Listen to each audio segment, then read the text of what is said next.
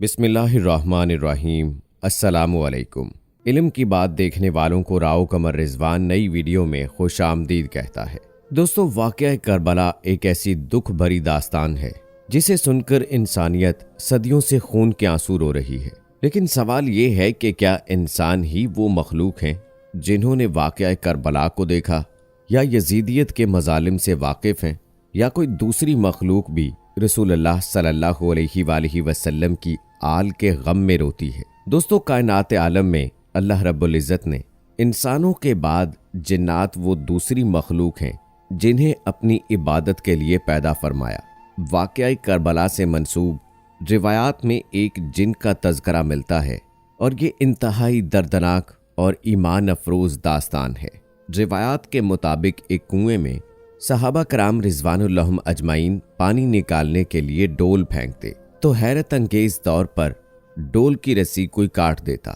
ये बात लेकर सहाबा कराम रिजवानुल्लाहुम अजमाइन हजरत अली रज़ियल्लाहु ताला अन्हो के पास गए तो आप रज़ियल्लाहु ताला अन्हो ने फरमाया कि ये जिन्नात का काम है। हजरत अली रज़ियल्लाहु ताला अन्हो तशरीफ लाए और डोल फेंक कर जिन्नात को मुतनब्बे किया कि ये डोल अली इब्ने अबू तालिब फेंक रहे हैं, इसलिए शरारत से बाज आना। मगर जिन्नात अपनी हरकत से बाज ना आए और उन्होंने हजरत अली रज़ियल्लाहु ताला अन्हो के फेंके गए डोल की रस्सी भी काट दी। दोस्तों, जब जिन्नात ने शरारत की तो हजरत अली रज़ियल्लाहु ताला अन्हो अपनी तलवार जुल्फ़कार लेकर कुएं में उतरे और अल्लाह के हुक्म से जिन्नात से जंग शुरू कर दी। उस जंग में लातादाद जिन हजरत अली रज़ियल्लाहु ताला अन्हो की तलवार से मारे गए। दोस्तों, रिवायात के मुताबिक उस जंग में जिन्नात का जो सरदार हजरत अली रज़ियल्लाहु ताला अन्हो की तलवार से मारा गया था, उसी के छोटे बेटे को सरदार बनाकर हजरत अली रज़ियल्लाहु ताला अन्हो जिन्नात की जमात को कलमा पढ़ाकर हजूर अकरम सल्लल्लाहु अलैहि वसल्लम की खिदमत में पहुंचे। जिस बच्चे को हजरत अली रज़ियल्लाहु ताला अन्हो ने छोटी उम्र में बाप को कत्ल करने के बाद जिन्नात का सरदार बनाया था, उसका नाम जाफर जिन था, जिसकी शादी 10 मुहर्रम सन 61 हिजरी को थी। ये वही दिन है जब आले रसूल सल्लल्लाहु अलैहि वसल्लम पर जुल्म के पहाड़ तोड़े गए। दोस्तों, उसकी शादी में जाने वाला जिन्नात का एक गिरोह जब करबला के मैदान से गुजरा तो उन्होंने देखा कि हर तरफ से मारो मारो की आवाजें आ रही हैं। जब नीचे उतर कर देखा तो हैरानो परेशान हो गए कि उनके आका हजरत इमाम हुसैन रज़ियल्लाहु ताला अन्हो को यजीदी फौज ने घेरा हुआ है और इमाम आली मकाम जख्मों से चूर हैं।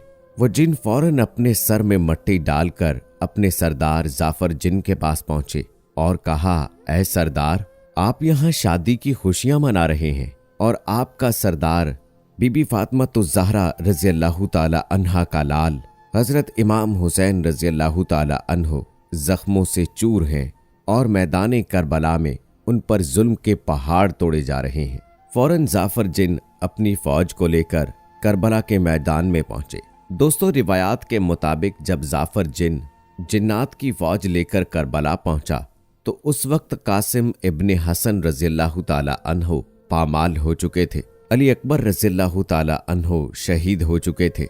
हजरत अब्बास रज़ियल्लाहु ताला अन्हो के बाजू कलम हो चुके थे। 6 माह के अली असगर इब्ने हुसैन शहीद हो गए। ओनो मोहम्मद मारे गए। इमाम आली मकाम हजरत हुसैन रज़ियल्लाहु ताला अन्हो जख्मों से चूर हैं।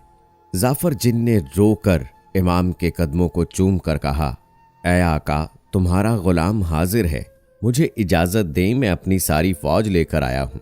हजरत इमाम हुसैन रज़ियल्लाहु ताला अन्हो ने फरमाया, नहीं जाफर, मैंने अपने नाना रसूलुल्लाह सल्लल्लाहु अलैहि वसल्लम की उम्मत को जिनसे नहीं मरवाना।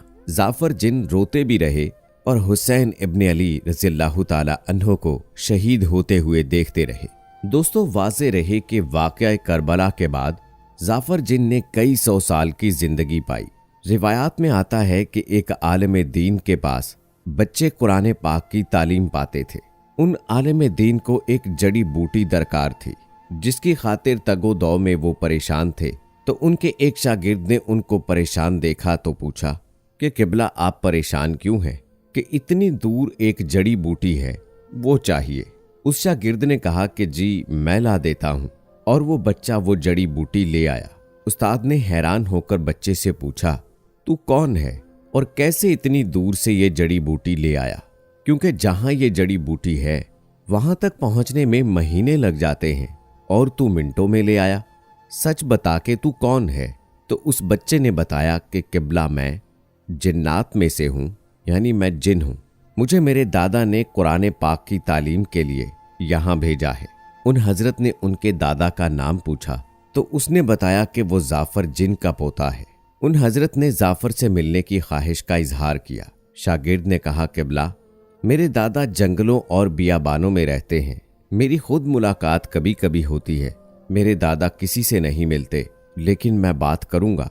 कुछ दिनों बाद उसकी जाफर जिन यानी अपने दादा से मुलाकात हुई और अपने उस्ताद मोहतरम की ख्वाहिश का इजहार किया कि दादा वो आपसे मिलना चाहते हैं। जाफर जिन अपने पोते की बात को टाल ना सके और दिन मुकर्रर किया और अपने पोते से कहा कि अपने उस्ताद को कहना कि फलां जगह पर मुझसे मिल ले। शागिर्द अपने उस्ताद को तयशुदा मकाम पर ले आया। जब मुअल्लिम ने जाफर जिन को देखा, सर में मट्टी, आंखों से खून और कमर झुकी हुई, जाफर जिन को कहा, ऐ जाफर मुझे मसाइबे हजरत इमाम हुसैन रज़ियल्लाहु ताला अन्हो बताओ। बता करबला में क्या हुआ, बता कासिम को कैसे मारा गया, बता अली असगर कैसे शहीद हुए, अली अकबर की जवानी कैसे लुटी, अब्बास के बाजू कैसे कलम हुए। तुम तो अपनी आंखों से देखते रहे। वो कहता है कि उधर मैदान करबला में यको तन्हा मेरे मौला हुसैन रज़ियल्लाहु ताला अन्हो जख्मों से चूर चूर, पेशानी जख्मी, जलता हुआ सीना, फटा हुआ सर, रोती आंखों के साथ बेयारो मददगार खड़े थे। जूं ही सांस लेते तो खून फवारा बनकर जिरा के सुराखों से टपक रहा था। लेकिन आप मलाइका की लगी सफ़ों की परवाह किए बगैर अपने खालिक से राजो न्याज कर रहे थे। किसी एक तरफ भी निगाह नहीं फरमा रहे थे। मुझे भी कोई रास्ता देने के लिए तैयार ना था कि जाकर हजरत हुसैन रज़ियल्लाहु ताला अन्हो की कदम बोसी कर सकूं। मैं भी दूर से हजरत हुसैन रज़ियल्लाहु ताला अन्हो के इम्तिहान की मंजिलों को देखकर मबहूत खड़ा था कि अचानक मेरे मौला ने सर गुर्बत बुलंद किया और मुझे देखा और अपनी एक पलक से मुझे इशारा फरमाया, ऐ जाफर मेरे पास आ जाओ। ये आवाज़ सुनकर तमाम मलाइका मेरी तरफ देखने लगे और मुझे रास्ता देने लगे। मैंने भी जल्दी से अपने आप को हजरत हुसैन रज़ियल्लाहु ताला अन्हु के कदमों में पहुंचाया और अर्ज की, मौला मैं 30,000 के लश्कर के साथ आपकी नुसरत के लिए हाजिर हूँ, हुक्म फरमाइए।